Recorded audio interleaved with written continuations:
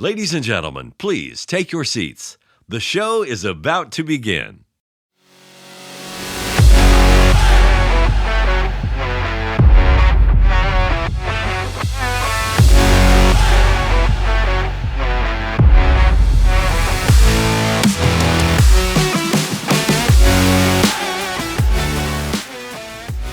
And welcome to episode 144 of On the Bench, the podcast for scale modelers, by scale modelers, all about scale models. And a huge thank you to all of our wonderful Patreon supporters. Without your fantastic support, this show could not be possible. And of course, if you haven't supported us yet, you can certainly do so by going to www.patreon.com/on the bench and pledge any amount from as little as $1 per month upwards. All of your contributions are greatly appreciated and help us with our production and hosting costs. And hello and welcome to the show. And in the studio, I've got Ian. G'day guys. G'day listeners. Julian, of course. Morning. I said morning. Very chirpy. That's quite chirpy. Very chirpy for Julian in the morning. It is. And we have a special guest in the studio, Kevin Futter from KLP Publishing. Morning, fellas. Thanks for having me. That's all right. And we're going to be talking all about KLP Publishing later on in the show. But Kevin's here for the entire enchilada. He is. Is that the right term? The full enchilada? Well, it could be. If you don't know, you probably shouldn't use it. Well, I knew the term, but it didn't sort of pop out too right. Right. Anyway, so what have we all been up to since last week? We dropped an episode last week, which is sort of the special on our There and Back Again show talk. So what have you been doing since then, Ian? Well, I went back to work, so that pretty much put a stop on any modelling. Managed to unpack my kit that I brought to America with me, and found that it travelled on the way back a lot better than it did on the way up there. So basically only one piece come loose, which I'll probably glue back today and then mount it back to the base, and then it can go back in the cabinet. And this afternoon do a bit of stuff on the computer and hook back into me Lanchester. Very nice. So yeah, I'm all keen again. Julian? Nothing yet. I'm keen, but I've got a lot of things that I want to try, but I just haven't done anything yet. Yeah. I mean, the weather's been pretty... That should be inspiring to actually go into your hobby room. And Well, I've got things to paint. I've got some bright yellow to lay down, but I'll need to lay down some white beforehand. And Cool. Kevin, what's on your bench? Oh, me, a huge mess. Mainly I've been 3D printing lately. Oh, really? Which is, a huge distraction. Oh, that's right. I've been watching you on your Facebook page. Yeah. All the stuff you've been doing. Yes. Posting all my faux pas and my mess-ups. And it's a huge distraction. Like, it's really addictive to do. Like, once you get going, you know, as I was saying to you guys off air, it's really tempting just to go out and grab anything you can and print it because it's so much fun. Yep. But it's a huge waste of very expensive resin. And you end up with a shelf full of stuff you don't want anyway. So most of it's going to go in the bin or to, your kids or whatever. So I've been trying to avoid that, but it has kept me from building real models, pardon the term. But also I've just been hard at work on the latest book, which is going to drop next week. So, cool. Mainly not a lot of time for stuff on the bench, but my shelf of doom is growing. Probably, it's as big as Mount Everest now. It's probably 20 kits to it's Mount Doom now. Yeah, Mount Doom, exactly. Exactly. What sort of printer have you got, just out of interest? It is an Elegoo Saturn. Yep. So it's a mid-sized printer. So I actually wanted one that was big enough to handle larger scale fantasy figures and sci-fi figures and stuff. Yep. So, after a bit of research, that turned out to be the one to go for, and I've been really happy with it. Recommend it to anyone. Really fantastic unit. Yep. At the outset, I was warned that the learning curve isn't so much steep as expensive. Right. So, as I was saying, like here in Australia, we're paying sort of $50 to $60 a litre or a kilogram for resin, printing resin. So, you'll go through that in a heartbeat, and all of a sudden... And I read online somewhere, some guy on Facebook said his resin bill is $1,000 a month. What? Whoa. Yeah. I mean, he must be doing it commercially. Yeah, but Yeah, have you'd to- have to do that's- for that amount of money. But that is crazy. Wow. You could get half a tank of petrol for that. Yeah, that's right. You can, yes. Honestly. Although petrol prices are dropping, so Yeah, they are. So, They are. It's a good sign. yeah. Yeah. So what about you, Dave? What do you got? Anything? No, I haven't really done that. I've sort of got back into work, and work sort of kept me fairly busy and distracted. I realised that when I got back home, I had 2 unfinished projects sitting on the bench, so I've got to figure out, I'll get the mojo to sort of get them done and out of the way, so I can move on to What are they? doing. What's that weird Japanese anime plane thing?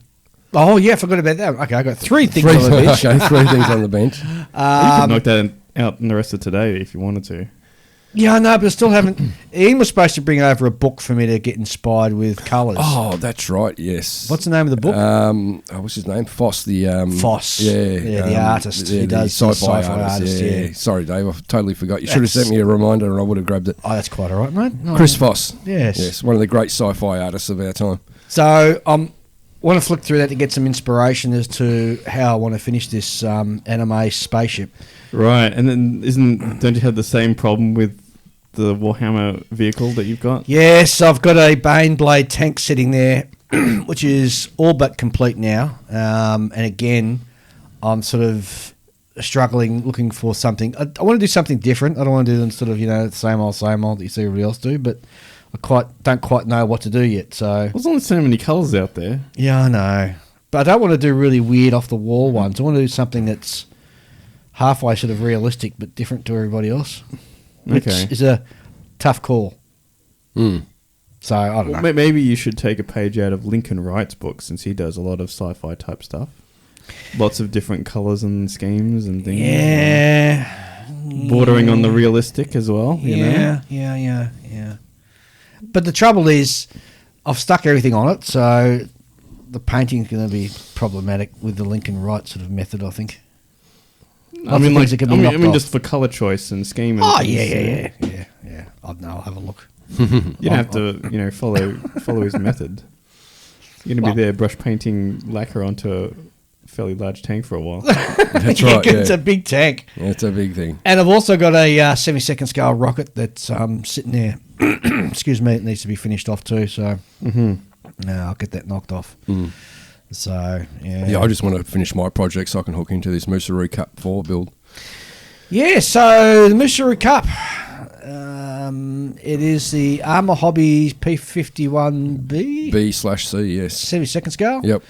Stunning kit. Wow. It's like a miniaturized Edward kit. You know what? It's the kind of kit that if you're a dedicated 48 scale modeler, you would say to yourself, if every 72nd scale kit was like this, I'd consider building this scale all the time. My eyesight just isn't like it used to be, so I'm sticking to 48 Yeah. until it goes worse, and then I'll have to go to 30 follow second. Kev and go to 30-second scale and larger. We're going to have to have a special segment for the Musaru Cup just to so you can give us updates on how it's going.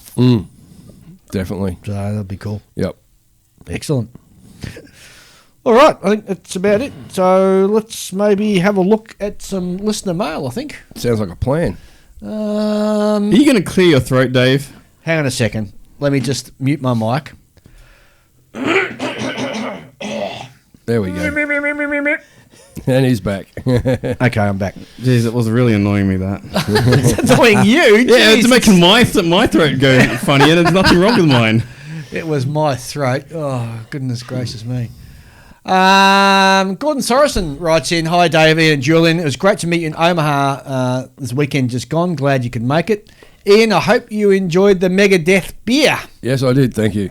And Dave, feel free to give a call when you hit Montreal. The poutine is on me. Have a safe trip home." It was really good to catch up with him, actually. Yeah, he's a nice Fun bloke. guy, Yeah. And I just want to know how come Ian got the Megadeth beer and we didn't.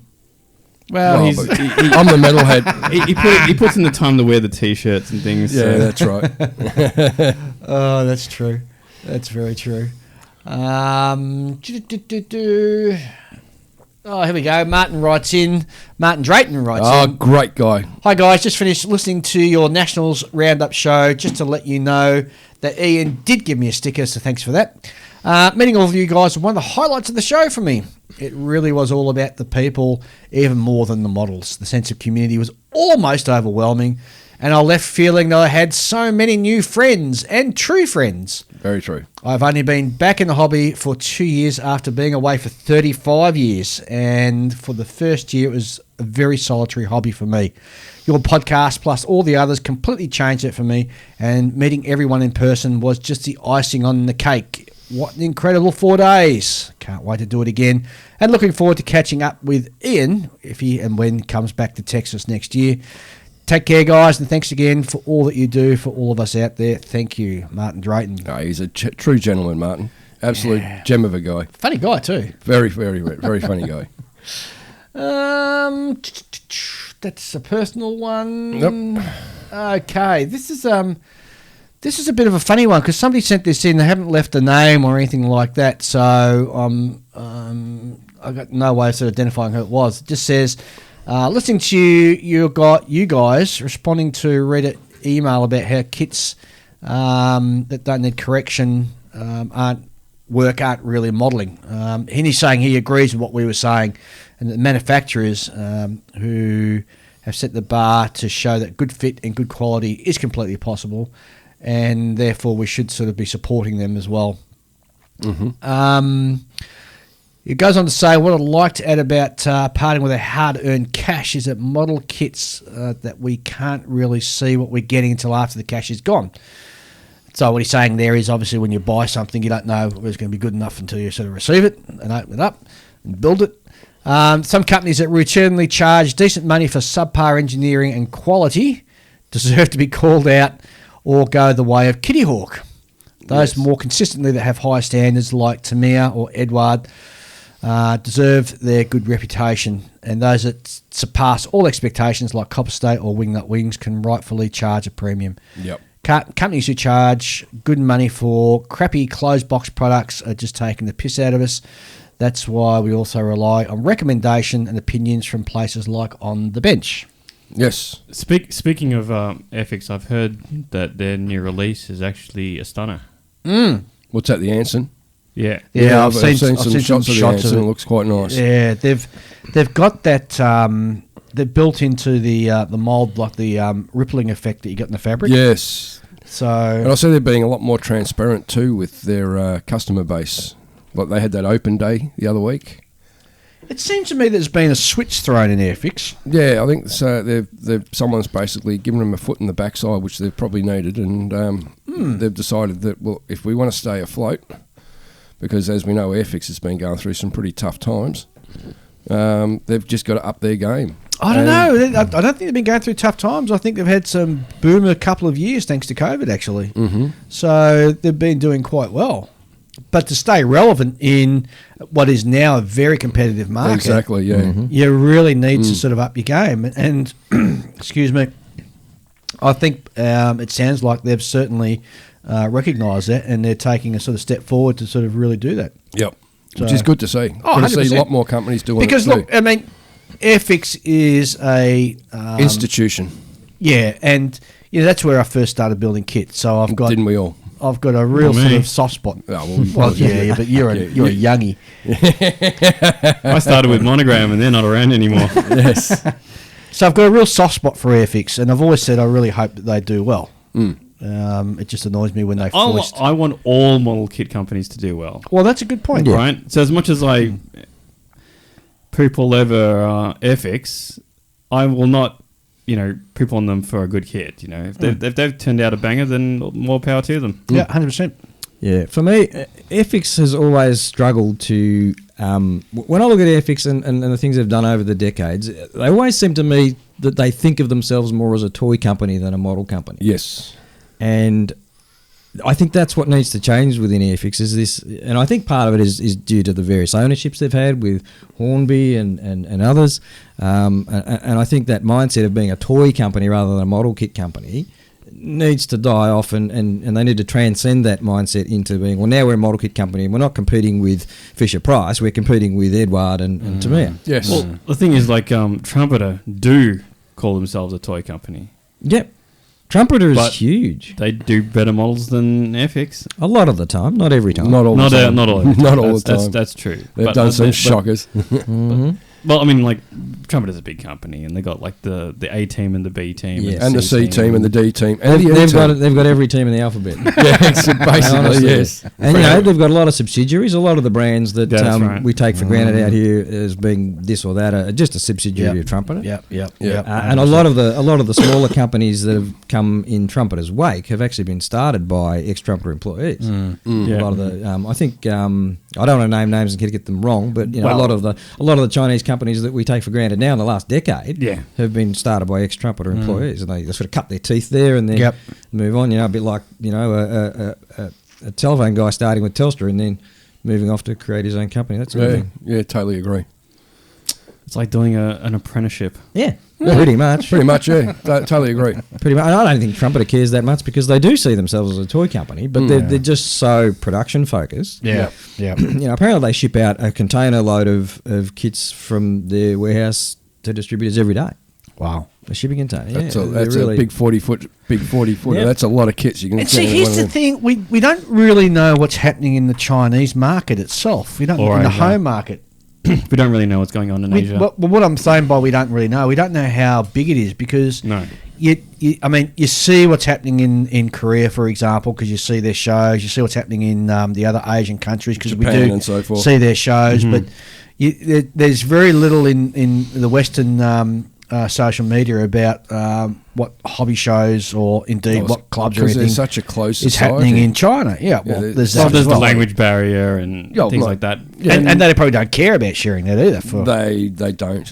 So I mean, like they're not really concerned with the international community, I suppose. No, we're but all just foreign devils. even if they're like their model market is a thousandth the size of any other country in the world, that's still more people Yeah, exactly. than the rest of us, right? Put together, yeah. Very much so. Good point. All right, our last email comes from Dave Lockhart, who everybody should know, is the president of IPMS USA. And he writes in, "Hi Dave, hope this email finds you, Ian and Julian well. It was a pleasure meeting you all this year's Nationals, and we appreciated you taking the time to come to our show. I hope you all enjoyed it. I just listened to your latest episode, and as always, thoroughly enjoyed it. Your comments and perspective of the show was great to hear, and it's always nice to hear how other countries do their show. We always can learn from one another. Exactly. I would have liked to have talked to you more, but you were very popular. We were indeed. We're getting, now I know what it must have been like when the Beatles first arrived in the US. Yeah, it was a real eye opener. such a huge regret of mine that I wouldn't speak to more people for longer, you know? You did a great job on your Gundam model. Sorry it didn't place. Yes, so am I. But he also, Dave actually puts a link in for Fine Scale Modeler, which have a slideshow, and of course my model popped up in there, which is really good. Couple of comments for Julian. He mentioned that he liked 1/72nd Armour models, and a good friend of mine in the Atlanta area, Philip Hugh, I hope I'm saying that right, builds amazing. Maybe, I don't know. Yeah. Way. Okay. Anyway, Philip apparently builds amazing 1/72nd Armour, and he did a bit of a clean sweep at the show. He got did he ever? 3 firsts, 1 second, and a third for his 72nd scale stuff. Very that was impressive. Really Yeah, cool. I remember seeing like a bunch of those. Really good stuff. In fact, the M36 Jackson up the back there, I've got a photo of on my phone. It was one of the... I didn't take many photos when I was there. I just sort of took photos of things that caught my eye, and then that one later went on to win. So Apparently, Philip does some incredible modelling, and he does it with a 1/72nd scale kit, and he keeps the tracks and scratch builds the entire model. That's Wow. pretty astounding. That's pretty incredible. Yeah. Also, tell Julian if he goes to Tokyo, he needs to visit the Soya Japanese icebreaker with its, which is in the museum. I know many episodes ago he mentioned something about the Sawyer Hasegawa kit, which, by the way, is a great kit. That was not the Hasegawa kit. Although nowadays, if I was going to build it, I would build a Hasegawa kit because it's a more reasonable size. The one I was actually thinking of was the 200 scale one, which is from. Is it from? It's from one of the aftermarket manufacturers. Is it Pontos? I think it's Pontos. All right. They do a 200 scale version of it. Yeah. Oh, okay. That'd be big. Yeah, it's Anyway, so best you all, look forward to hearing new episodes, and we'll be sure to take care of Ian when he comes to San Marcos next year. If he thought Omaha was hot, just wait and see what southern Texas is like in August. I didn't have a problem with the heat at all. As everyone I spoke to there, it was like, this is like a good Aussie summer. Yeah, I absolutely loved it. To be fair, like we spent a lot of time out the front. Actually, We did, yeah. Oh, It's yeah. just gas bagging to different people. But so we'd go out for a gasper, Yeah. and then everybody sort of come up and talk to us and sit and yak, and And before you know it, half an hour's gone, and yeah. I found it's interesting. The US structure, it's kind of weird because over that side, or central US and even across to the east coast in summer, it's very humid. And it's because you've got so many rivers and it's so green and everything. Yep. In fact, we were commenting when we were going through Virginia and Maryland, it was slap bang in the middle of their summer, how green everything was. Yeah.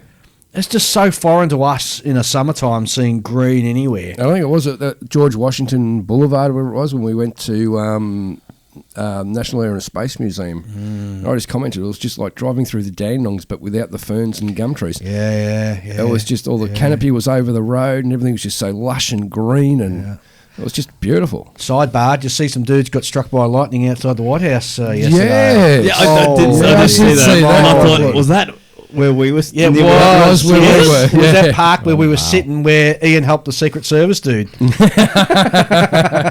Really? Yep. Well, I Yeah. suppose it makes sense. There's a lot of trees there, and they attract lightning, don't they? Yeah, Well, the dumbest thing to hide under a tree when there's a lightning storm. Jeez. that's right. It's only dumb if you know about it. If you don't, then there's no. You don't know about that? I know about it, but there are people who don't, Well, they should be educated. and every now and then you hear about them on the news. Yes. All right, let's have a quick break, listen to our wonderful sponsor, and we'll be back to hear some news from the Falcon. Back very soon. The Scale Model Supply. Certified Australian made, the Scale Model Supply has a comprehensive range of premium acrylic lacquer paints that have been specifically developed to cater to the scale modeler. Designed to use straight from the bottle, SMS paints have taken all the guesswork out of airbrushing. Simply shake, pour and spray for a fast drying and extremely durable result. But wait, there's more. SMS have just released the new water-based range, Infinite Colour. It is the ideal paint for anyone who is into miniature painting. And with 48 colours that can be mixed to create any colour you want, the possibilities are, well, infinite. The ever-growing range of SMS paints will suit all types of model builders, be it military, aircraft, train, car, science fiction, or even Gunpla. SMS paints will have a colour to suit you. Available now through selected stockists worldwide and online at www.scalemodeler.com.au. Okay, and we're back. Let's see what the Falcon has to say. It was actually the interesting thing when we were overseas is so many people said that they thought that one of us was actually the Falcon. Yeah, I had a few people ask and a few people that did ask me who the Falcon was. My reply was, well, a couple of people found out, but unfortunately they're no longer with us. You just say no Falcon idea, mate. No Falcon idea. Boom. I like that. No, in fact, the Falcon is a real person. He's not one of us. And in fact, we even gave him a shirt that says, "Yes, I am the Falcon." And no one noticed him. And nobody noticed him when he was wearing it at our nationals. Oh, it was so funny. All right, so let's have a look at what's new.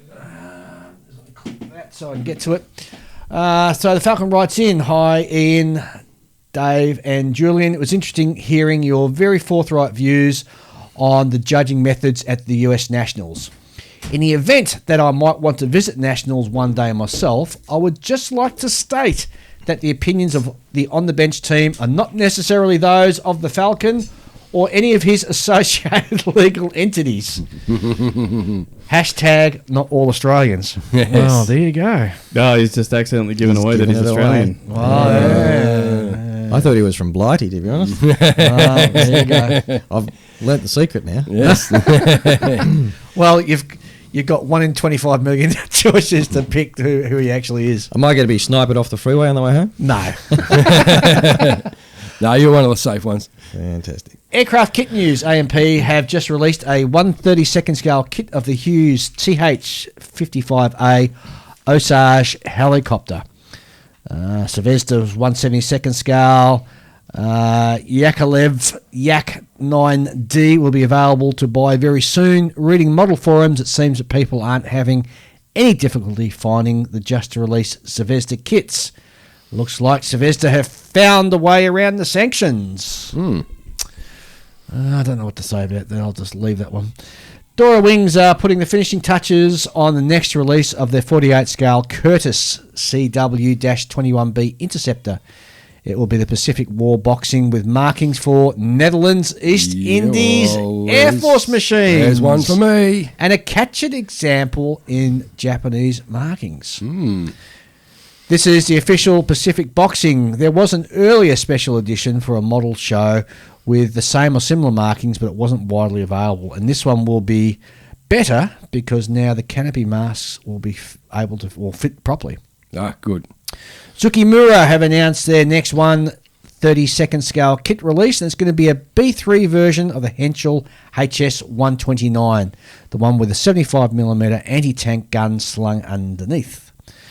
There's a rumour going around that in 2023 we'll see Airfix release a 1/48 scale kit of their Oster AOP. Atlantic. People may remember the now very old Airfix Oster in 72nd scale. Apparently it's a very popular kit, and many recent 48 scale Airfix releases have revisited the popular old 72nd scale kits, so it certainly could happen. We'll just have to wait for Airfix announcements in early 2023. While on subject of Airfix, they have shown built-up photos of the 48 scale Avro Anson Mark I. Must say that it looks remarkably good. Lots of detail, lovely fabric effect, and the panel lines look to be up to modern standards. It seems that Airfix have lifted their game. That they have.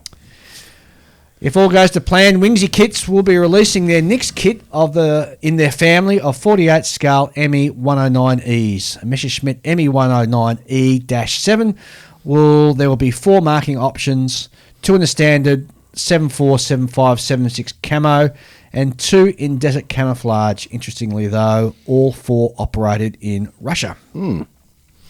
AZ models have been very quiet for a while, but things are happening again as they're about to release a kit of the Heinkel HE-162 Volksjager. Not just one version either. There will be 6 boxings covering the HE-162A, B, C, D and S. So you'll be getting the standard production version, what looks like a prototype, post-war captured examples, the one with the standard wings and V-tail, and one with the V-tail and swept forward wings, also one with swept back wings and a V-tail. The last 3 are firmly in the what-if territory, or I guess for some people, if-only territory. Clearprop. I've just lost my spot. There we go. Clearpop. About to release a 1/144th scale starter kit of the Grumman OV-1A Mohawk. Gee, that's going to be tiny in that scale. That will be small, yeah. Yeah. Why would they do it in 1/44th? Anywho, they have shown decals for their soon-to-be-released 72nd scale de Havilland DH-9A, and the box art and presentation all look good with 5 decal options. 3 machines based in France, 1 in the UK, and the last operating in India on the colonial policing duties. Clearprop's wonderful 72nd scale Polikarpov I-16 Type 5 is either on sale now or very close to it. The good news is the kit of the far more numerous I-16 Type 10 is in the works and apparently will be ready in 2023. Arsenal Group Models, AMG, have quietly released a 48 scale kit of the Hawker Demon 2-seat fighter. 3 decal options, all RAF machines. Hopefully there will be a boxing with markings for foreign operators for the Demon, as we know the RAAF also operated And they them. were such a nice looking aeroplane too. Yeah, they're the pretty Hawker cool. Demon. You can definitely see the lines from where the Hurricane came Correct. from. Yeah. 100%. September will see a trumpeter release in 35th scale. The Kamon KA-28 Helix B Russian Navy helicopter. Now, that's the one. Kamov. What did I say? Cayman. Oh, did I say Cayman? Yep. Well, it is what it is. The Kamov Helix B. That's the one with the blades overlap, isn't it? They got contra so. rotated. Every chopper that Kamov makes is like that. Sawyer M. Oh, who's Sawyer M? I've never heard of them. Sova M. Sawyer M. Never heard of them. You heard of them? No.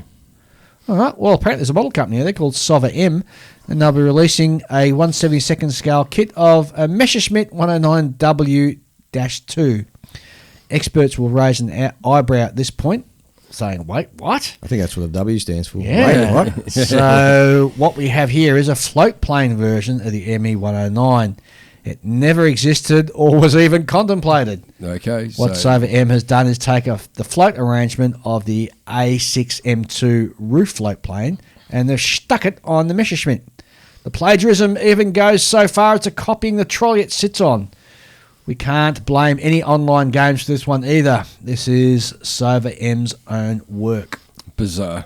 Oh, there's a very distinct lack of market research in that one, I suspect. Exactly. Yes. Yes. Someone's needs to learn. Avis are back with a new kit, and in typical Avis fashion, the subject is both weird and wonderful. It's a Zebra Air sedan. This one is so strange and obscure that Avis must have realised that people would be thinking that they were making stuff up, so they have actually included a small picture of the real thing in the lower right corner of the box art as proof.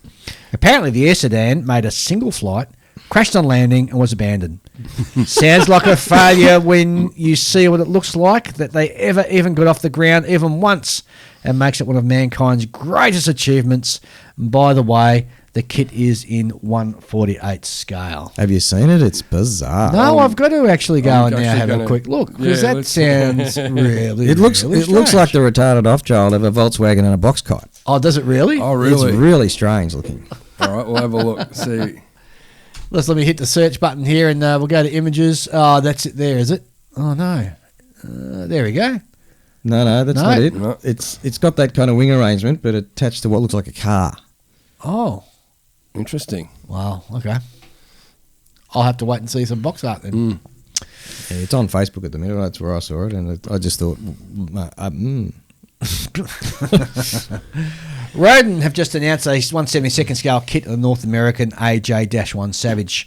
We've seen CAD renders, box art, decal options, 3 of which are the US Navy, and as well as sprue maps. There is even a Mark IV atomic bomb on the sprues. Oh, wow. Now that this kit has been announced, you can throw away your Mark II kit. Though, given it was a Mark II kit, you should probably have thrown it away years ago. Yeah, yes. That one potentially has interest in me. It's weird enough and sort of off the wall enough that, yeah. Anyway, Infinity models. Apparently the sales of the first kit, the 32nd scale Curtis SB2C Helldiver, have been disappointing. Oh. Only 2,400 sold up to now. This means that Infinity are having to change their plans. The 32nd scale Messerschmitt ME410 has now been cancelled, and the 32nd scale Savoy Marchetti SM79 will now be released, probably under the HPH name, as a resin/laminate kit, not injection plastic. That's interesting. Infinity develop kits for other brands as well. The Fly Model 32 scale sub Tunnan, which has been done very poorly and only 700 sold. KLP models have cancelled 32nd scale L29 Dolphin. It appears that Infinity's future plans depend on the sales of the 2 just released 32nd scale kits of the de Havilland Vampire. They also have 30-second scale kits of the Val and Kate in advanced state of development. So those look like they will probably go ahead, but if sales don't pick up, we mightn't see too many more kits from Infinity Models. Kevin, you're the large-scale plane dude here. What do you think about that? Honestly, that is all news to me. Yeah. So I don't know where the Falcon gets his sources from. I'm not disputing them, but I haven't seen or heard of those figures. The Helldiver kit from Infinity was basically just an injection molded conversion, really, of the HPH resin kit. And one of the issues with it that affected sales was that they took most of the detail out of it and sold them as separate resin upgrade sets. So you'd buy the base kit, but then if you wanted a detailed bomb bay or you wanted to drop the flaps or any of those things, you had to buy all these separate resin kits. And then by the time you bought all that stuff, it was hideously expensive. Yeah, that's just the company getting greedy. A little bit, yeah. I'm disappointed to hear that the 410 has been cancelled. I do have their resin kit and would have loved to have seen an injection molded version of that. So I'm actually hoping that that's fake news, but it probably isn't. I bought 2 of the Saab Tunnan kits. I've got 2 of them, so that's 698 to be counted for. But I don't know. It's that's disappointing. I'm a huge fan of that aircraft. I've got just about every kit released. It's. I know that the Vampire kits are out now. They're available to buy, and the Val and Kate are in advanced states. They've got to the point of basically all of the molds are completed. They just need to do the final polishing and instructions boxes, all that sort of stuff. Have you seen the actual Vampire to see what the quality is like? Only photos. Okay. It's got heavily riveted wings, which for I always understood the Vampire to have wooden wings, but I'm not an expert. It had a wooden body. Yeah, so maybe the wings are metal. So, look, that sort of stuff doesn't bother me. A little bit of filler or a heavy going over with primer, and it's a done deal. Like, if you're going to get stuck on that, you probably should, play darts or collect stamps. Exactly. So, HPH and Infinity exist because they're doing stuff that no one else is willing to do, right? Yeah, and you've got to understand that HPH is a Czech firm, and that the whole, well, at least my understanding of, when I was able to speak to one of the guys from there, their core business is making real sailplanes out of fiberglass resin. So actual, okay. There's the HPH company makes sailplanes and sells it to the gliding community. So you mean 1-to-1 scale planes? Actual flying sailplanes. That. Yeah, okay, that's what they do. All right. And they started the hobby thing as a way to sort of capitalise on their expertise in fiberglass resins and things like that, and because they were modelers, obviously, so. It's evolved from there. Wasn't it years ago they did a 1/16 scale Messerschmitt 262? Yeah. That was basically a big fiberglass body and wings and they're doing a lot of one-offs now. Like you can commission them to build whatever you want, and if you've got the big fat wallet to assist with that, then they'll do it for you.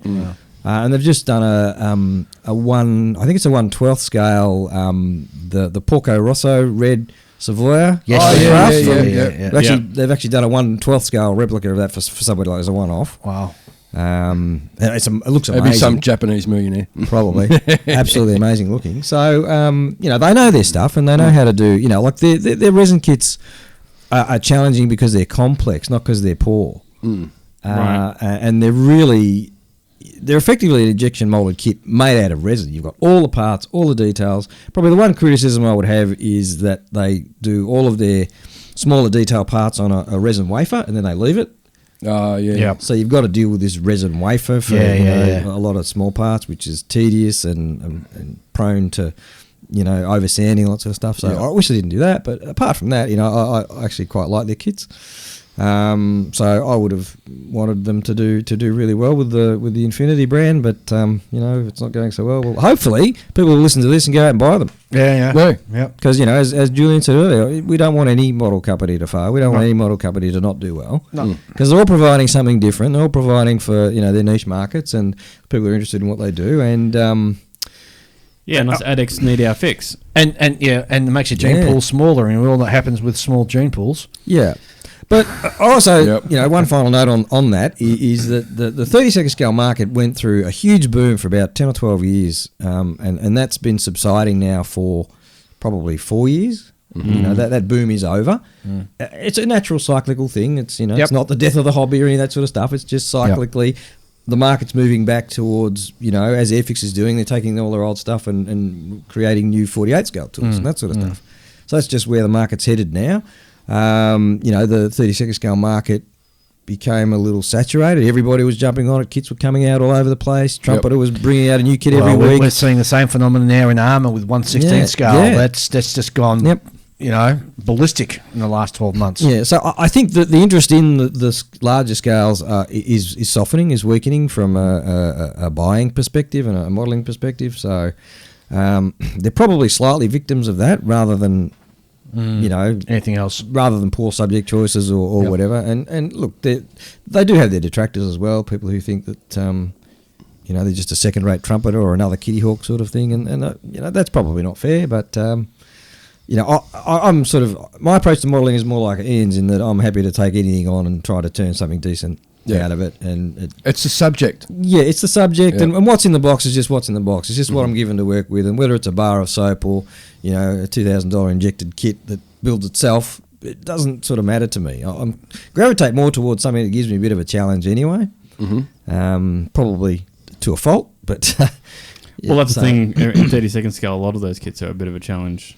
Yeah, when you grew up on 70s Revell and Hasegawa 32nd scale kits, that's right. that you know, you virtually, if you've finished one and made a good job of it, you join a special club that's right. by doing it. So, and my stash honestly is full of those sorts of kits still. Well, that's just the nature of 32nd scale. It's just there's not enough subjects in it for there to be room for one to be redone but better, you know. Yeah, but it is surprising though. Like, who'd have thought that at any time in our lives we'd see two 1/32nd scale Lancaster kits from two different manufacturers, both, you know, to a really high standard. That boggles my mind. Yeah, that's it's anomalous for sure. It's not normal. HK models, I kind of pity them. Every time they try to make something, someone else makes one that's better. No, I wouldn't say it was always better. Well, let's have a look what military vehicle kits are out now, according to the Falcon. And Takeom have announced 3 big new kits, all in 1/35 scale. The Japanese OI Super Heavy Tank, German Type 205 Munchen Super Heavy Tank, and a German VK 16801P Super Heavy Tank. I know the first one has some basis in reality, but the last two may be fantasy tanks from a very well-known game. Takeom really takes... It's an interesting company because they do things that you don't expect, and, you know, come sort of out of left field with some of their kit designs and that, and it's just really interesting. Well, the Zeppelin kits were really out of, like, no one expected to get a Zeppelin kit. 1 to 350, the flak towers was another one. I mean, just the dry dock. Oh no, the dry dock, yeah. That's weird. No, that's not weird. That's super cool, man. No one's gonna buy that and you're so wrong. Sorry, people are gonna buy it, but most people are not gonna go, you know what? This is what I've been waiting for, a dry dock to put my ship model in. You'd be surprised. You are not travelling in the right circles, mate. I'll give you that tip right now. That's weird. There's a groundswell of excitement in 1/350 scale ship model. Do you like the idea of it? I do. I love it. Yeah, really? Because I absolutely love it. Isn't it kind of like a cheat sort of in between between full hull and waterline? No, not really. No. It's just because you're kind of doing like what a waterline should be, where it's below the water because it's in a diorama base, but it's not in the water. Well, you could have it with all right, smarty. You could have it so that it's half sunk in the water as a ship either coming in or coming out of it, couldn't you? You can do whatever you like. There you go. There you go. Yeah. All right. So that Japanese is it 01 or OI? OI Super Heavy Tank. That's a weird looking thing. It looks so Russian with the little gun turrets. It looks like it's made out of Lego. And it's not only that, but you see all the grab rails on the side. Yeah. So enemy troops can sort of run up and climb up the top. Climb all over it, yeah. Oh, what a stupid idea. Yep. What would you prefer? Like someone throw down a rope ladder, for people to climb up into it. Or was it, I think the Oscar, the Japanese Oscar used to have a rope that you had to grab onto the rope to climb up into the cockpit. Rifle models have announced a 32nd scale Leopard. 35th, Dave. 35th, sorry, scale Leopard 2A6 MBT with full interior, and they mean full. You get the engine, transmission, turret, and driver's compartment are fully provided. Wow. Trumpeter have announced their new kits for this month. First one's 35th scale M983 tractor with the X-band radar, and a 35th scale Patriot Ombrushrum off 15T mil GLBR A1. I've got no idea what it is. It sounds like an anti-aircraft thing or something. Sounds like a chemical formula. And 4 72nd scale kits from Trumpeter. We have got a Leopard 2 kit that has been announced, or 2 Leopard 2 kits. The Leopard 2A4 and the Leopard 2A6. A Swedish STRV 122 and the Canadian Leopard A26M Canadian version. That's interesting. If you like your Leopard 2s, you can have a lot of fun with that. Yeah. Hobby Boss are announcing a 72nd scale S2 19 M2 self-propelled howitzer. And in 35th scale, there will be a 6-wheel military truck, an LKW 7-ton, and a German PSB 228, which is apparently a tank bridging unit. Don't know whether it's World War One, World War Two, or World War Three. I've got no idea. Any thoughts? You don't know either? None. No. Yeah, we're all... Sometimes I think that the Falcon just does this just to wind me up with all these different things. AK Interactive announced another 35th scale kit, a Panzer IV OS FD Deutsch Afrika Corps.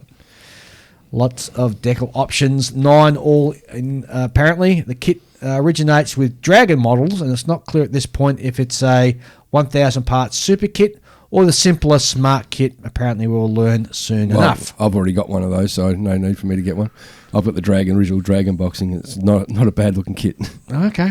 Copper State models. Yay. Latest kit is going to be a 32nd scale. 35th. 36 scale? No, it should be 35th. He's written 36. Yeah, he's done a typo. I'm not reading that wrong. You're not reading it wrong, Thank but you. it's a typo. It's 135th scale, the Earhart M1917 armoured car, which I'm really looking forward to getting my hands on. And apparently that's on pre-order at Copper State Models website. They're showing pics of a built-up test shot, and it looks terrific. It does. For me, that's the Falcon talking. For me, the coolest looking vehicle they have done to date. Copper State Models will also be offering a limited edition book written by Stanislav. covering the service history of the Earhart. Very cool. Another one to add to my CSM collection. There you go. A blog by a Ukrainian model e-tailer has stated that Mini-Art are in the process of moving production of their kits to Poland. So the rumour is true. New tool kits or products from their existing catalogue will be available. Will be available. Well, I think will not be available until production can be resumed in Poland. That seems to be it until next time from the Falcon. So it looks like we may need to hear from the Cormorant then, because there was no naval news in there. Or science fiction stuff. Both the Cormorant and the Falcon are very remiss on sci-fi stuff. Yep. Real space subjects, cars and trucks. Yes. I can practically smell their snobbery from here. All right, let's have a very short break, and we'll be back to have a in-depth discussion with Kevin from KLP Publishing. Woohoo. Back soon. Whether you build aircraft, armour, ships, science fiction, cars or figures, the Fine Scale Modeller magazine provides the how-to information you need to take your modelling to the next level. In each issue of Fine Scale Modeller, you'll find clear how-to features on model assembly and finishing written by experts, reviews of the hottest model kits and products, tips and techniques for assembling, painting and finishing, as well as inspiring photos of readers' models. To find out how you can get your copy of Fine Scale Modeller, go to www.finescale.com. Okay, and we're back. And before we launch in and have a chat about KLP Publishing, got a couple of announcements in regards to shows that are coming up. First one, 2022 IPMS Louisville International Contest, Triple Crown Pavilion and Convention Centre at 1776 Plantside Drive, Louisville, Kentucky. Saturday, September the 17th, 9 a.m. to 3:30 p.m. The show theme is going to be Wars in North Africa, Historic to Modern Day. There's going to be food concessions on site, a largest raffle in Region 4, they're claiming. Geez, it'd be pushing to beat that one at the Nationals. That was crazy, massive, man. wasn't it? Yeah. And an expanded vendor room, general admission of $5. Contest entry fee is $10 per model, I'm assuming. $10 includes the first two models and $1 additional for every. That's pretty reasonable. Model. Yeah, that's very reasonable, actually. $8 entry costs for IPMS members.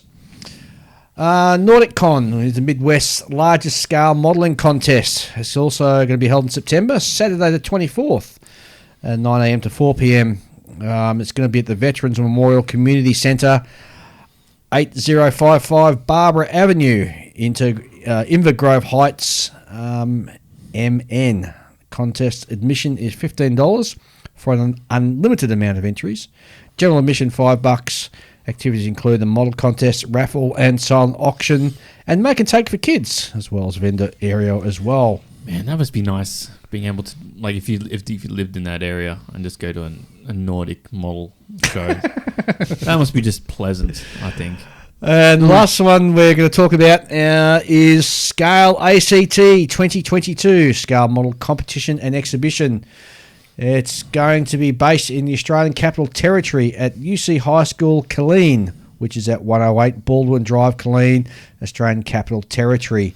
It's going to be a swap and sell. Some of Australia's leading hobby traders will be there, prizes, awards, and it's going to be friendly and welcoming for all ages and abilities. And they're celebrating 50 years of the ACT Scale Modeler Society Incorporated. First started back in 1972. And in fact, later on in the show, I'm going to be having an interview with the president of the club. He'll be talking in more detail about that. So that should be very cool. 5th and 6th of November. All right, now to our star of the show, Kevin. Star of the show.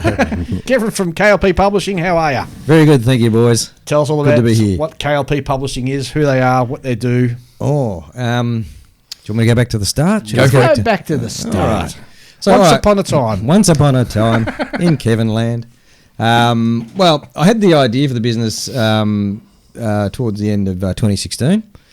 I had a day job at the time that probably had worn out its welcome, and I think that the feeling was probably mutual as well. I'd been there sort of 12 or 13 years at the time, and I was really looking to find something else to do. And, like a lot of people my age, really wanted to start looking at how we could, turn my passion into a way to earn a living. So got thrown a bit of a curveball at the start of 2017, though, because my wife got diagnosed with breast cancer. Oh, it's no good. Geez. So that was a fun time because she had the tests just prior to Christmas on the 23rd or 24th, and then of course the industry shut down for 10 days, and so we were waiting over Christmas, for 10 days or whatever it was until the industry opened up again and the test results could come through, and of course they weren't good. So I had to go. I was on Christmas break at that time from the job, and I had to go back mid-January and cap in hand to the new boss who I'd never met, and said, "Listen, mate, I need some time off." So ended up being the full year. So I had all of 2017 off work, which to this day I'm still really grateful for. Whatever I might say about how I was going with the job at the time, they were really supportive of what I was going through, and fully paid leave the entire year. Geez, that's good. Yeah, etc. I mean, it was my entitlements. There was no freebies added in, but they gave me that freedom, that latitude. There was no questions asked. Yep.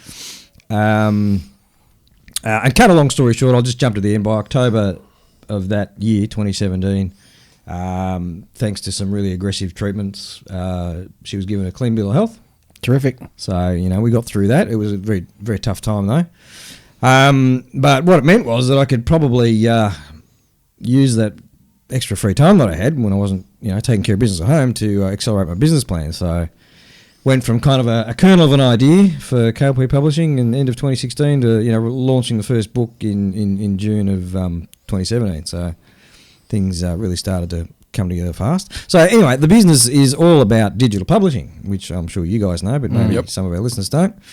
And part of my thinking around developing the business model was it really came about because some of your listeners will be aware that I'm also part of the admin team at Large Scale Planes. It's something I've been doing for about 15 years now, and through my associations there, I'd got to review a lot of modelling materials. They'd come across my desk for review, videos, books, the whole works, magazines. And, I kept seeing recurring themes of disappointment. The products were good, but for me there was always just something lacking that whether it was the photos were too small or the text was printed on fancy graphical backgrounds that made it really hard to read, or the text was too small, or there wasn't enough coverage, or there was always something. And for me, being a grammar Nazi, that was part of it too. Yeah. Too many typos and spelling mistakes, and I thought, well, that bothered. I know it doesn't bother many people, but it did bother me when you think, well, someone wants to pay 30, 40, 50 or $60 for a professional publication. Yeah, learn to spell. That hasn't been properly. Well, it's all about the editing. Yeah. The point is, you should be able to deliver something as an author with whatever problems in the execution, and then the editing process cleans that up. Yeah, that's right. And then the proofreading makes sure that was done properly. Anyway, that's a very minor point of it. But I thought, well, how can I solve these problems? And I thought, well, you know what? In a print publishing world, I can't solve those problems. Those problems are locked in. Correct. In terms, well, not the editing stuff, but page. In the printing world, every page costs money. It costs money to design. It costs money to print. It costs money to ship. It costs money to store. And, my thinking started to then evolve into, well, what if I went digital and just sidestepped all of those issues? I could have as many pages as I wanted, and there wouldn't necessarily be a cost hit on any of those pages. I could then make the photos as large as I wanted to without them necessarily, squeezing out the layout that needs 4 other photos on it, etc. So I just started to think about the possibilities there, and, really became quite convinced that I could deliver a product that basically delivered on what I wanted to do in a teaching style format. Correct. As a publication. Yep. That I couldn't do. If I went the print route, I'd have all the same problems I just listed and was complaining about. Mm-hmm. And that's no fault of the existing publishers and authors. They're hamstrung by a format. Correct. So I thought, let's just go around that and see what I can do. Basically. Yep. And our longest book in terms of pages is 565. Gee, that's huge. That's a decent size. Yeah. It's a big file too. Yeah. And our smallest is, I think, just under 100, something like that.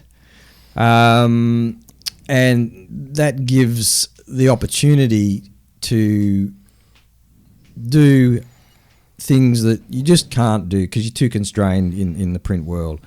And so, I tend to have only a maximum of maybe 2 or 3 photos per page. I keep the text deliberately large for old fogies like us whose eyes aren't as good as they used to be. Yep.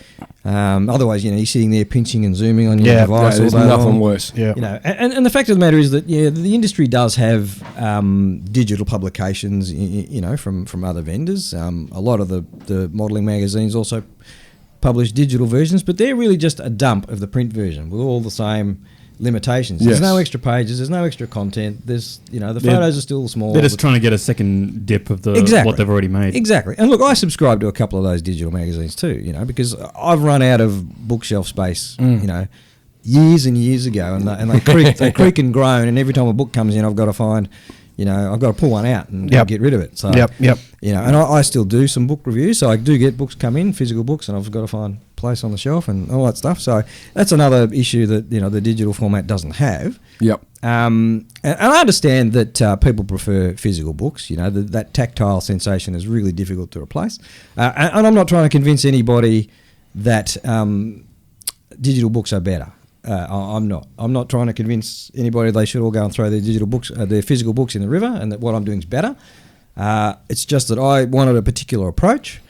and the print format wasn't going to deliver it for me. So, and I thought, well, this is a way to sort of establish a bit of a niche in the market and do something that's a little bit different, and then I'm not just another version of whatever's out there already. Yep.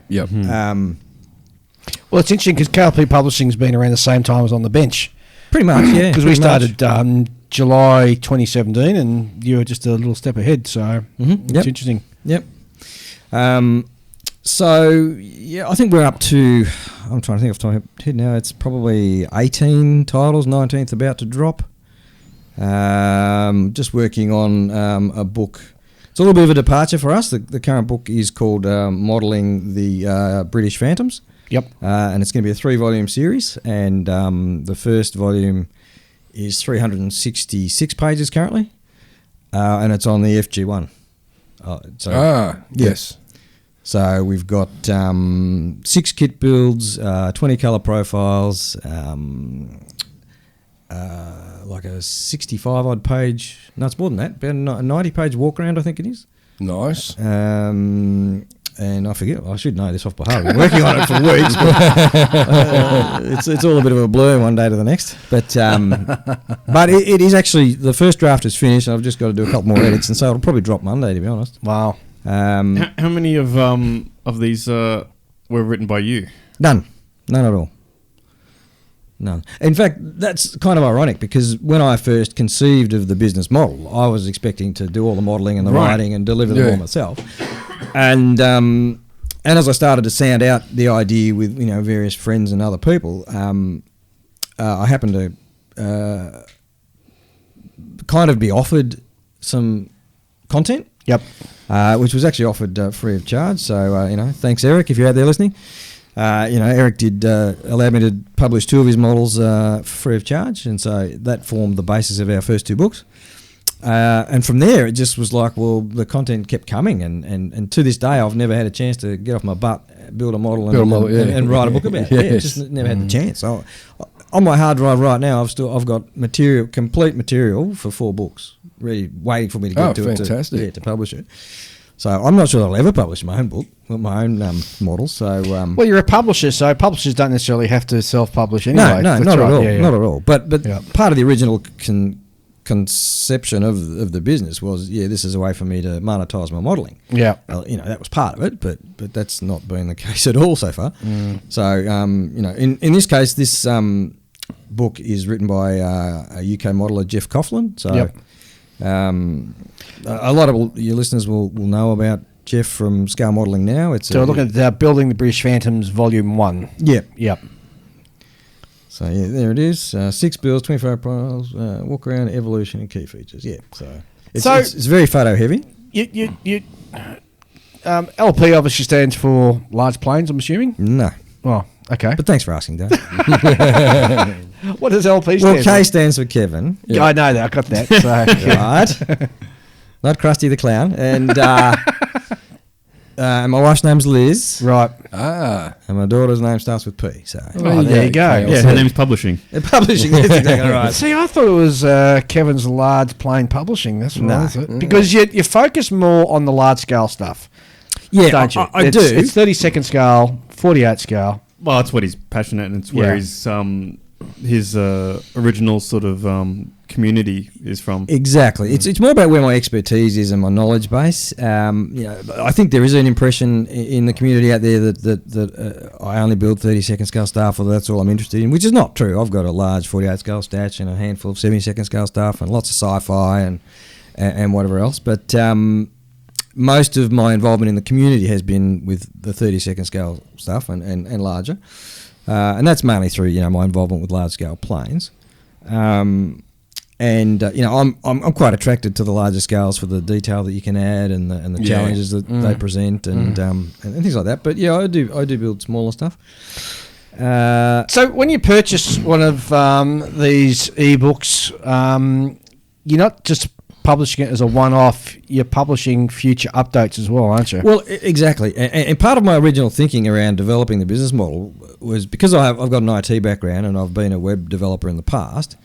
I thought, well, let's go a website route. Let's just build a website and have a subscription model of some sort and publish stuff and have people subscribe to it. And And that's exactly what Jeff Coughlin, the author of the Phantom book, that's what he does with scale modelling now. It's basically an online magazine, which you subscribe to, and the articles are published on a website and so on. But to be honest, I couldn't think of a way to successfully monetize it. That's one thing, and also working in IT and doing websites, I thought I don't want to do that really. I've built several websites over the years, and maintaining them is a hassle. And if you're the one responsible for the code base, it's a lot of work, and that becomes the job rather than So I thought I dismissed that pretty early, and then I thought, well, if I do more of a product, a digital product that's delivered to people, I can still have some of that website advantage as well. Like a lot of the books include live links to, whatever's mentioned. It might be a manufacturer, or it might be a somewhere to buy something, or whatever it is. Wherever there's a spot on the internet for something that gets mentioned, you can put a live link in and you just tap it and there you go. But the other thing that was really attractive about a website approach was the fact that you can just update stuff all the time. It's really easy to do. I thought, well, it's not quite as easy to do, but there's nothing stopping me doing that with a digital book. It's effectively, what people get is effectively a locked PDF. And if I spot a typo, which is something I absolutely can't live with, if I spot a typo, it's changed straight away. Well, then I can just release that change. It's just a new version of the book that goes on the website. It's automatically made available to anyone who's already bought the book. So if you create an account and make a purchase with that account, then that purchase goes into your purchase history. So when you log in, if your device crashes or you lose the file or whatever, you just log in and download it again. Right. So for the life of that purchase for that customer, they can log in and download the book as many times as they like. But if I happen to release an update, then when they go and log in again and download it again, they get the latest version. And that's what really interests me in your business model, because, for example, you've got a ebook here on building the Race 80 Spitfire, the Mark 15E in 1/18 scale. And I'm just looking at version 1.6 is now available. So there's been, 5-6 upgrades since the original publication? Yep. Now, look, some of those updates can be as little as, I found a typo. Can't live with that. Fix it. Publish a new version. Okay. And I put a version number on it just so people know. And the version number is in part of the front of the book as well, so people can look and see it there if they're wondering what version they've got. It can be as small as fixing a typo, and it can be as large as adding a whole new section to the book. So for example, in the last sort of year or so of publications, I've started adding a contents page, which I didn't do before. And so I've gone back and to all the previous books that I've published, I added a contents page just to so they're all the same. And then that gets released as a new version. In some of them, new information, like in the Bird Dog book that we published, the guy who provided the walk-around photos for that particular book came up with some more information and supplied it to me, and so I included that in the book and published a new version. And if you've already bought the book, you get that for free, and you get every version that's new for free for the life of that purchase. So I don't make you buy another copy. So, for example, if there was a book on the site of Ian's World War I armoured car, he could then add on the saga of having taken it to the States, watch it get trashed by the TSA, and then absolutely. Yep. And I would encourage that too, because that adds a new dimension. It gives the book a life of its own. Yes, exactly. It's not just a thing that sits and dies. And honestly, it also grants me the opportunity to remarket a book too. If there's a new version, then I can put it out in front of people again. Exactly. But that's not the real reason to do it. But so here's the standing thing in my mind. And so I'm looking now on the screen. We've got the Bird Dog in 1/32 scale, the Rodin 1/32 scale kit. It's 161 pages for the princely sum of $15. Is that Australian? Yeah, it's Australian. So which does confuse people, but I always put a disclaimer: all our prices are in Australian dollars. And what I'm really pointing out here is for particularly our overseas listeners in the US. Canada, UK, because the Aussie dollar is so low at the moment. Yeah. that, these No, guys I know can it. rock in there and... It's about 67 cents US, I think. Yeah, I know. Like the total cost of the book. And it's just sensational value for money. It is, yeah. Oh, look, I think it is. Some 161 pages for, let's say, $12 US. As a digital version, it's continually updated. Mm-hmm. Even if you crash and lose everything in the computer, you can go back in and Yep. download it again. Yep. I mean, you can't even buy you're struggling to buy a magazine for about $10 these days. Yeah, Let exactly. alone, this Yeah. is 161 pages Yeah. on how to build the bulldog. The bird dog. So you think I should put my prices up, Dave? Yeah. So $15 is actually $10.37 right now. There you yes, go. there you Well, go. there you go. Yeah. Which is So- an absolute bargain. So, $10 you for a know, book. Well, this is my point. I deliberately price the books low just so that they can be attractive to people who aren't fans of ebooks, but still can spot a bargain. Yes. You know, I try to add as much value to the books as possible, Yeah. and to make them as attractive to modelers as possible. Well, here's another one which is an absolute steal. Building large-scale sci-fi and fantasy models for $20 Australian. It's a 473-page ebook that details building droids, the Hulk, Lost in Space, Prometheus, Mars Attacks, the Time Machine, Moonbase, and a tournament challenge. How's that that's- for That's value? an absolute bargain. That's a lot of content. That's a heck of a lot of content. That's like 15 magazines or 20 magazines worth of. So I want to ask. So you essentially function as like an editor. For yeah. So Well, it's a I publishing do. company itself, yeah. I do all the editorial stuff and the publishing and the marketing and all of that side of it. Do you do any of the photography, or is that all the? No, that's on all. the That's all modeller's end? supplied. Yeah. I will process the photos, obviously, and I try to. What happens if like one of your authors sort of submits it with subpar photos? Do you tell them to go back to the drawing board? Kind of thing? You'd have to. Yeah, I would, but it hasn't really happened yet, and part of the reason for that is that I handpicked the authors and the modelers and the build they've done based on knowing the quality of their work and the quality of their photography. Yes. And in fact, a large percentage of the and this is going to sound a little bit strange, but a large percentage of the books I've published so far have been based on build threads done in large scale planes. Yep. Right. And the reason I say that sounds strange is because you think, well, if it's already been published online, why would anyone buy an ebook about it? But you'd be surprised how many people who don't want to wade through a 70 or 80 page forum thread full of diversions and all kinds of strange stuff Yep. to get It's to the all meat of it. now. It's all in one place. It's all collated, it's all edited, it's all curated, and all the fluff's gone, and all of them have value add that's not in the forum thread as well. Yep.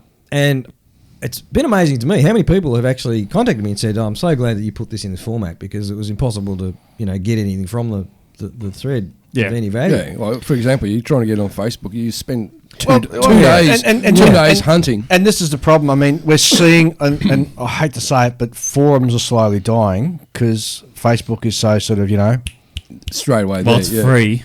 Well, there's that too. But the issue is that in the forums, there used to be such a wealth of information as to people who already built something, and you could follow their progress through as they built it, and if there are any pitfalls or that's how they did it type thing. And that's all disappearing now. Well, the biggest nail in the coffin was the photo bucket Well, yeah, that's thing where that- everyone who had their images hosted that was lost huge. That was huge, and that's another reason that the books are valuable, even though they might be based on an existing build thread, is that those photos can die or be pulled or be lost on the internet. Suddenly you go to the original build thread and it's all gone. Yeah. And I've actually had authors say, I'm hosting my own images on my own server, and I really want to pull them off. So as soon as you publish a book, they're going. Wow. But my point about all that though was that gives me the opportunity to vet the quality of the modelling, the quality of the photographs, The style of the presentation, is it going to suit? Is it going to work? And it's kind of there for me to say, all right, well, yeah, we can do this, or no, it's not going to fly. Yep. Do you take submissions from modelers or wanting to be sort of published? Yep. Cold calling is probably not the way to do it. As I said, I really like to sort of understand the modeller's work first and know whether it's going to suit what I'm trying to do. Yep. Because, we've just been talking about some pretty large page counts in the book. Yes. So you can understand there's a lot of content in there, and I like to publish material that goes into much more detail than your average magazine article. Yep. Yeah. And what a lot of modelers are used to publishing is they're used to submitting something that's going to run for 2 to 5 pages at the most. Yep. In a modelling magazine. Correct. And so it often is a little bit light on for information. And I'll submit 20 photos and I'll say, well, I've just published a book with 600 photos. Yeah. 8,000 words, Yeah. and it's 400 pages, and your little magazine article isn't gonna work there. No. And a lot of those magazine builds done for the magazine, right? They're not. I went on this journey, and then that's right. it's worth hearing the tale. It's a case of the magazine sent me out this kit and I built it within a certain time limit because I had to meet a deadline and I didn't put my best foot forward and here it is. Yeah, because I did it to a deadline. I hid the flaws in the photography and So when I work with authors, there's no deadline. Like if I commission a build, which I've done a couple of times, they'll say, well, when do you want to buy? I say, well, when it's good, when it's ready, not before. Good, yeah, that's good. And if it doesn't happen, well, it doesn't happen. If I've committed money, I'll want that back if it doesn't happen. But usually, of course, usually not. Usually it's a gentleman's agreement, and then we see what happens. I'm pretty easy going with that because I know what it's like. Very few modelers, even the ones who are publishing regularly, are professionals. Yeah. So it's something I've got to fit in around life, work, family, that sort of stuff. But I like to think that each of the books offers something a little bit unique. Not just to the industry in general, but to each other. I think the industry in general is quite unique. I think there's it's just astounding, and the price and what you're getting, your money, your value for money is just absolutely astounding. Yeah, and I'm not even trying to compete with what's out there already. I'm just trying to do something different that matches the vision that I have for that kind of content. It sort of stands alone a little bit. It's not like me saying, well, what I'm doing is better than so. It's not about that. It's just that it's different and it takes a different path and a different route, and it's aimed at solving different problems. Each of the books are unique unto themselves. Like the Spitfire book that you mentioned. That is an amazing. I remember seeing that on. It's on large scale planes, and also and through Facebook, and might have been on Brit Modeler too. Not just Brit Modeler. What was his Brett Green's? Oh, Hyperscale. Hyperscale. I remember seeing him because that's the one where he basically didn't layer the aluminium over all the panels. Did every panel individually. And Yep. And the work he did in the cockpit was just amazing. It's a master class in scratch building. An aircraft. If you've seen David Glenn's work on his 1/5 scale Spitfires and Mustangs, it's like that, but shrunk down to 1/8. And Peter, the author of that book, Peter Castle, is the guy behind Airscale. Yes, right, so he does the photo etch and instrument panel stuff. And he started with the HPH 1/18th fiberglass resin kit, and basically chopped most of it and threw it away. Yeah, and so it's 80% scratch built, and the entire model is covered with litho plate. Yes, that's right, litho plate. Yeah. And he's scratch built a lot of the details in metal, turned brass, and he did that himself with I think he turned a Dremel into a mini sort of hacked up lathe. Yeah, that's right. Yeah. And so I've detailed that entire process in there. God knows how many photos. I don't even count them anymore. Well, that particular book's 576 pages. Yeah. So, and honestly, it's the sort of book that even though you may never attempt to do something like that yourself, just a joy to read. It is just an inspiring journey. Absolutely. So if you want to know how to work with metal, it Yep. doesn't matter what the subject is. It tells you how he's done his work, how he's turned his parts, and how he's worked with the litho plate, and how he glues it down, and how he polos it up, and how he cuts it, all that stuff. Not only that, but even if you're well aware of the build thread and all of that, but you're interested in the subject, well, there's 2 articles in there plus some illustrations by Juanita Franzi. You know her, she's a well-known Aussie aircraft illustrator. Yep. So she contributed 2 articles on the subject, the plane itself, Race 80, So there's the value adds in there too. It's not just I lifted the build thread off a forum and who cares. There's quite a bit extra in there too. So and it's its own thing. There's a lot of stuff that would go unsaid in those those threads anyway. Like, I solved this problem by myself. I don't really feel the need to mention it. Yeah, and I do, I work with the authors to say, look, I don't think, we need more of a description here, or, have you got a better photo of this, that sort of stuff. But generally speaking, they're fairly true transcriptions of what happened, because it's what you said before, Julian. It's about capturing the story of the build. You know what I mean? It's because you can't make it 100+ pages of waffle. Nothing. Like if it was a straightforward build, then there's no story there, right? No, that's right. So I mean that is the story. Really, that's the story of KLP Publishing and what I'm trying to do and what the books are about, and hopefully the screenshots give some sort of sense of what the content's like. You can see on most pages there's 1 to 2 photos, 3 to 4 at the most. Yeah, are you open to any other sort of genre of model building? So armour, or indeed shipbuilding, or all of the above.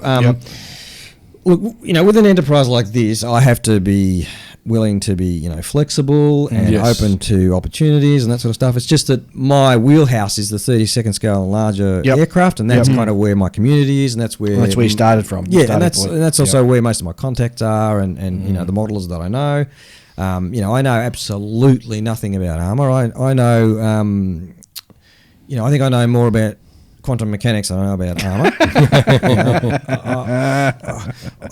And I couldn't. I'm probably the only modeler on the planet who couldn't tell you what a Tiger tank looks like, honestly. And I'm not even kidding. I wouldn't know.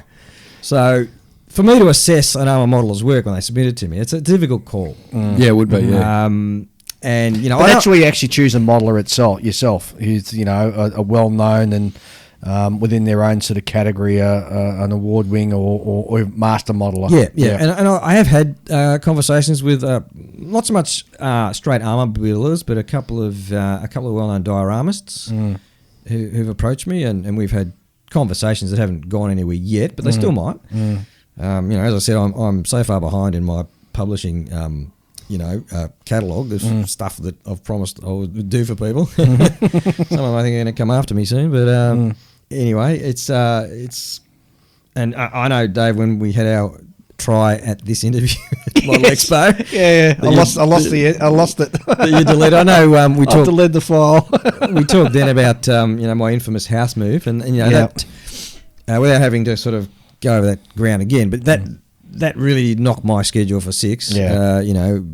Up until, for those who don't know, I actually started working on KLP Publishing full time last October.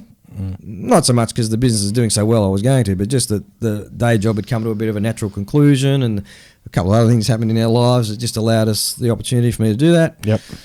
So I did, and that was October. November and December were my 2 best months ever for the business, which was fantastic, and released 2 books. Then we moved in January, and just everything fell apart. Literally just... And even now I'm still struggling to scramble back up to the top of the hill and be as productive. Soul-sapping house move is. Yeah, and we did it, right in that worst part in January when it was the hottest and the most humid. I lost 3 kilos that week of the move. And it was horrendous. I was getting up at 5 a.m. and getting home at 11, and it was sad sack me, but anyway, first world problem. But we're really a lot happier in the new house and all that. So that's all working out. But it really just threw us all for a bit of a curve, and I've been struggling to put all the pieces back together and become really productive again with the business, and that's starting to happen now. I released a book just after Expo, and the Phantom book is now almost ready to go. So that's 2 books in a month or so. So it's starting, the wheels are starting to get back in the groove, which is good. And I'm hoping that when things are fully up to steam, I'd like to think I could probably put a book out every 1 to 2 months. Oh, that'd be good. Okay. Yeah. Because in all honesty, it's really low volume stuff. You'd probably be shocked at how low some of the volumes are. So I've really got to be generating a lot of new content. Almost like, as we were talking about before, Julian, off air, a YouTube channel that has to continually produce new videos, 2 or 3 a week or whatever. It's a similar thing for me, but at a more expanded scale, where if 2 to 3 months go by and I haven't released something new, then interest just sort of falls off. Yeah. Yeah, that's right. You got know. to sort of make yourself known to be active. Yeah, exactly, and that contributes to healthy sales with the existing catalogue too. You know, because the new stuff creates interest in the old stuff. Ironically. Yeah, 100%. And you know, I also don't have the problem of a book going out of print ever. That's right. Yeah. You know, now I know there's a certain mystique about chasing a book that's out of print that no one's got, and you get it for a bargain off wherever, and you know that's all good.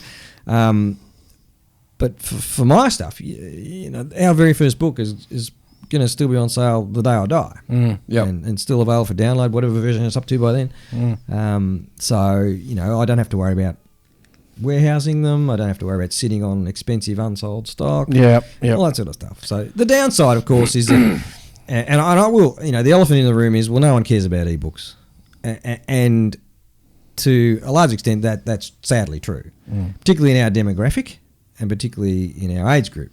Yeah, because we're set in our ways. Yeah, and you know, I love physical books too. You know, I've got hundreds of them, and I understand all that tactile stuff, and it's a very difficult barrier to break through. So all I say to people when they ask about this is, well, I'm not trying to convince you that it's either or. It's not one or the other. You're allowed to do both. You know, I'm not saying, you know, printed books are bad and mine are better and blah, blah. I'm just saying this is how I'm doing it, and they're worth the money and they're good, and check them out. That's right. I mean, it's a trade-off. You're just trading off physical copy and all the space and weight and everything that it takes up for a really competitive price. And for the model builder, it's handy to have, because you can have your computer screen on the side of your desk while you're working on a particular subject, and you want some reference or some ideas. Bang, open up the book. It's right there in front of you. Yeah, and on a computer, you can have a big screen too. Well, I was speaking to a modeler at Expo, actually, who tapped me on the shoulder, and he was saying, I love the format of the books, because I just have my iPad next to me on the workbench, and you know, I don't have to worry about trying to find room for the book or whatever. I can just open it on the iPad, and there it is, and it's really handy. One thing that I like about the books in digital form is that you can search. Yes. Right? Rather than flipping through the book trying to find that page, you can just literally type in where is it? Well, where's the part with the cockpit? Type in cockpit. There it is. There you it know. is. Yep. Or you can zoom in on the pictures. Yeah. That's really cool. Well, you can, and I deliberately keep them quite high res, so that there is the opportunity to say, well, all right, it's a big photo on the page, but I still can't see the thing, so I'm gonna, you know, and you can do that. And that's part of the reason some of the file sizes are quite large. But you know, it's all about adding that value and presenting something. You know, like personally, even though again I do love physical books, I just don't see the point in paying $45 for packaging. Yes. Also, the same information. The fact that you can have it on your phone or on your tablet. I can't have it on my phone because I can't read a thing. Right, it's too small. It's too small. Way too small. Yeah. Well, someone like me wouldn't have a problem. So on our many flights to and from in and around the States, I was reading ebooks on my phone. Yeah. And how you can do it. And Ian was looking over it. It's like, how can you read that? Even an ant would struggle. Yeah, my phone is actually a pretty small phone at that. It's small. I bought it because it was small. Because I wanted something that could fit easily in my pocket, and so it's a bit smaller than most. But I got no problem reading it because my eyes are still okay. Yeah, well, I tell you, the day that I realised I needed glasses was the day I stopped being able to read ebooks on my phone, because I used to do it a lot, and it was do this, and then it would get another inch further, and by the time I got fully outstretched and it was just a blur, I thought something's wrong here. This is not just. Go see the optometrist. Yeah, I did, and that's the end of that. So sad truth about old age. Yes, but you know it works just the same on an iPad. So you know it's. So Kevin, where do people go if they want to find KLP Publishing? My website, dummy. And what's your website? It's www.klp.com.au. Sorry, can you just read that again, because I wasn't quick enough writing it down. www.klp.com.au. Excellent. Can they find you anywhere else? Yep. So I'm on Facebook. Obviously, I've got a personal presence there, but also the business KLP Publishing is there on Facebook, as well as Instagram. I don't do a whole lot on Instagram. It's not really a format or a platform that suits what I'm doing. It's for the kids, isn't it? Yeah, I do publish a little bit there when I can. And obviously my website has a blog, so you can subscribe to that. So whenever there's updates, you can get an email about it. So, and if people want to reach out and perhaps contact you about doing something with you work-wise? Yeah, just email. It's available somewhere on the website, but I can read it out now. So it's just kevin@klp.com.au. Perfect. Wonderful.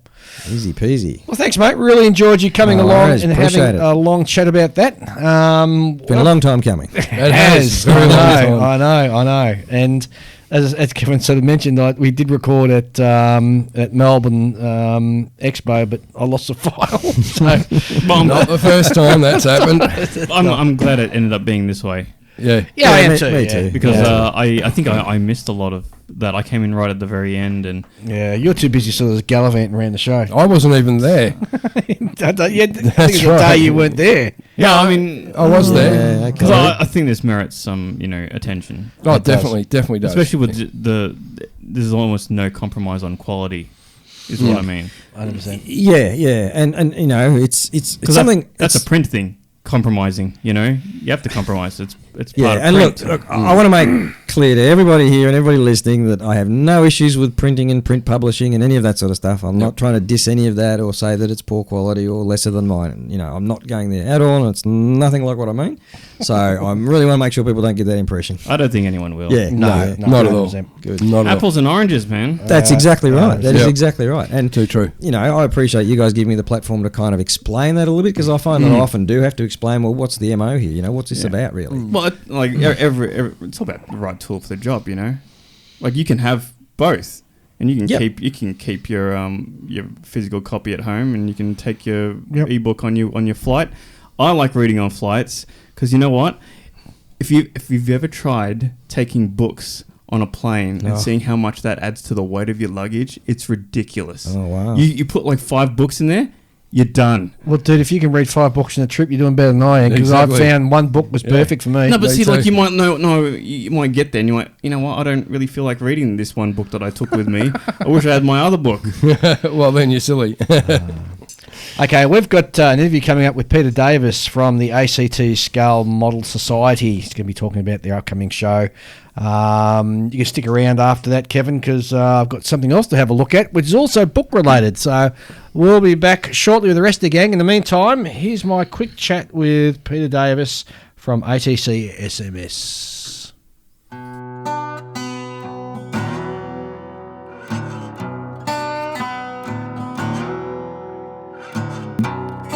And on the phone now, I have Peter Davis from the Australian Capital Territory Scale Model Society. And Dave is the president of said society. How are you, mate? Yeah, not too bad, Dave. How are you going? Pretty good. So tell us all about the Australian Capital Territory Scale Model Society. Yeah, no worries. So obviously, we're a scale modelling society with the main focus on scale modelling in the ACT. We were founded in 1972, and 2022 this year being our 50th anniversary. We're founded in 1972. Pretty much started off a few people meeting in people's houses. That kind of grew to various small hobby shops that were in the area at the time. Grew into people meeting in community centres. And now we meet in a bit more formal establishment, the Hellenic Club in Canberra. 50 years, that's definitely something to celebrate. Oh, massively. I think I'm pretty confident that we've got 130 plus members as of the last AGM, which would probably make us, I reckon, the single largest society in the Australia for scale modelling. I think you would be just about right on that. Holy cow, 130, that's awesome. Yeah. So you guys, more importantly, you've got something coming up in November, which is your big show. Yeah, so November's when we have our annual scale modelling competition. It's either probably the second or third largest of its kind in Australia, which we hold in early November, which this year, Scale 8 2022 will be held on the Saturday the 5th and Sunday the 6th of November at UC High School, Kaleen. How many models do you generally get, competition models entering on a show?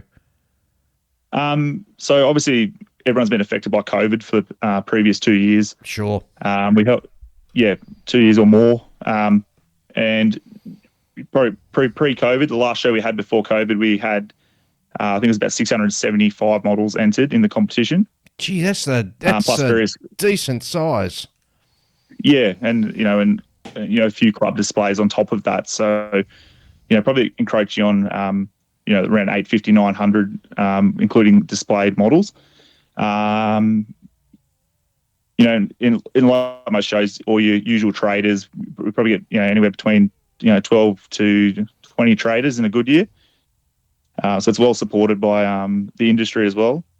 So there's plenty happening at the show to keep people entertained. Obviously, we also live in Canberra, so those that haven't been here, we have a lot of attractions here, which would be appealing to scale modelers, like the Australian War Memorial, which is currently undergoing some significant renovations, unfortunately. Yeah, so probably it is. So probably a third of the exhibits at the moment, unfortunately, have been removed for those renovations. But there's still quite an extensive range of things on display for the public still. That if they would chose to come to Canberra and want to check that out as well. Absolutely, and Canberra has to be one of the most beautiful cities in Australia. I love it when I get up there. And in fact, Yes. a special announcement on the bench is actually coming up for your show. Oh, that'd be fantastic. More the merrier. Bring all the recording equipment up, and we'll set ourselves up. And if you could just give us a table somewhere, we'd be more than happy to enjoy and partake in all the festivities up there. Yeah, definitely. On top of that as well, obviously, there's plenty here for the family to do as well. We've got Questacon, the Australian National Museum, plenty of things to keep, partners and kids entertained while, you're off at, dad or mum or whoever might be off at the show enjoying Scale Act. Fantastic. That's really good. Yeah. So what are the costs for entering the show? Good question. That's the top of my head. I should have checked it before we joined. It's about, it's online entry. Online only entries this year. We trialled that in Scale Act. We had like a Scale Act Lite in February, which was it was pretty well received with that 400 odd entries. It was so it's online only for the entries, so we can minimise contact and stuff while COVID's still hanging around, and just streamline the whole entry process, so we don't have long lines of people lined up trying to answer their models Saturday morning. We trialled that in February and it was very successful. So we're pushing that again for November. So it'll be online only, keep an eye on website and Facebook for when those go live. So probably 4 weeks before the show. It's about $3 a model. And, so that's with pricing. That's not too bad at all. So the best place to watch out for is you go to your website, which is www.actsms.asn.au. And correct. Take you to your website, and also you have a Facebook page as well, which people should look out for. Yeah, definitely. So you jump on Facebook and check out, go to the events part of that Facebook page, and that'll have a Scale Act event live right now. So you can indicate if you're coming, which is helpful for us as well. But also, any more information about Scale Act will be there as well. As long as obviously what you just said, the website in the Scale Act section. Terrific. That's wonderful. Well, we're really excited about the fact we're coming up, and we can't wait to come up there and say good day to everybody. Any sort of final things you need to sort of mention before we sign off? Yeah, mate. Further, like I said, it's our 50th year. We've got, myself and the other committee members tasked our life members to come up with a celebration program, which entails essentially we've got some professional historians which have put together a club history, which will be a PDF document soon on our website. We've got a gala dinner, so anyone that would like to attend that's on the 10th of September at the Hellenic Club in Woden. We're still taking RSVPs for that for the next week. Yep. So if people can, if they're keen and can hear this and whatever, and they haven't heard about it yet, would like to pop along to the dinner, please let us know. That's on Saturday evening on the 10th of September. There'll be more information on our website as well. And obviously Scale Act 2022 is going to be massive. We've the guys have worked really hard on a RAF 100 display, which we couldn't do last year due to COVID. And I've been told by the organisers of that they've got one of every single model flown by the Royal Australian Air Force to do a timeline that'll be on display. Oh, that's good. They're going to be very, very impressive, and I can't wait to take some pictures of that. Yes. No worries. I don't think it'd be one of a kind. Like, I don't think you'll ever see something like that, or at least for a very long time. 100%. Pete, thank you very much. Much appreciated that you could sort of come on the show, given you had some travel difficulties getting to the interview with rain and stuff in New South Wales. Yet again, what's different? What's changed? Yeah, exactly. And looking forward to coming up and seeing you guys in November. Yeah, excellent. Thanks for the support, and hope to see everyone that can make it in November. It will be a great weekend. No worries. Cheers. Looking forward to it. No worries. Thanks, Dave. Thanks. Bye. Okay, so it's a really interesting chat with Peter and what they're doing up there in Australian Capital Territory. Yeah, definitely. And all things being equal, I'm really hoping to get up there in November for their show. Just have to see how things with work pan out. In the meantime, we've got another announcement to do, and across our desk has come another book from Inside the Armour, the AFE Club book, from our good friend Chris Meddings. And this one is all about, let me scroll, the AFE kits on, come on, scroll down, Dave, scroll down. It's about building AFE tanks and stuff like that. Specifically AFE Club Kits. Yes. And Yes. if you build AFE Club kits, this particular book is a must-have. They have got a whole heap of sensational tanks in there, or armour kits for you to look at, how they build them, how they do the weathering, and it is absolutely gorgeous. There's a whole host of wonderful model builders who have actually contributed to this. For those of you who are Aussies, there's a fantastic Centurion in there as well. So you're definitely going to have a look at that. It's a Aussie one that's called the Century Burka Boom Boom 2. Oh, yes. I've had trouble building my AFE kit, so I might have to download this just to see how he did the bit that I've gotten wrong. So You know what? Here's how I bet it'll go. It'll be like, it'll skimp straight past the problem that you're having, right? It'll be the one thing that you want to know about, and it won't be in there, because that's how Murphy's Law works, right? Murphy's Law. That's a great looking book. Yeah, it is sensational. So it's called, can't get this darn thing. It's called Modelling AFE Club Armour from Inside the Armour Publications and our good friend Chris Meddings. So just pop over to his website, have a look at it, and definitely shell out a few dollars. Of course, Chris has done that wonderful thing with supporting what's happening in Kiev with that wonderful book that he did. And I believe he's in the works doing a second one which as well. Larger, which is going to be larger as well. Yeah, which is terrific. So www.insidethearmour.com, or you can send an email to him, info@insidethearmour.com. Fantastic. Thanks very much for allowing us to have a look at that. Definitely. Rightio, this brings us up towards the end of the show. You guys got any sort of parting words of wisdom or pearls of wisdom you want to cast out into the world? Let's start with Kevin, our guest. Yeah. Go on, Kevin. Oh, easy. Buy more ebooks. There you go. Buy my ebooks. There you go. Even better. Ian. Don't be afraid to try new things. Oh, okay. Julian. Thanks, Julian. Okay, moving on. And that's the show. Yeah, no, I didn't have anything there, in case it wasn't obvious. We'll be back in a fortnight, and we're going to have another guest on the show. I can't exactly confirm or name who it is, but it'll be someone special. Oh, good. And, usually is. Yeah, it'll be great. So we'll be back in a fortnight. Last parting thing, happy birthday, Kentucky Dave. Yay, happy birthday, Dave. Enjoy doing your yard work while you listen to the show. We'll be back in a fortnight. Thanks for listening. My name's Dave, and it's been wonderful having you with us. Bye-bye.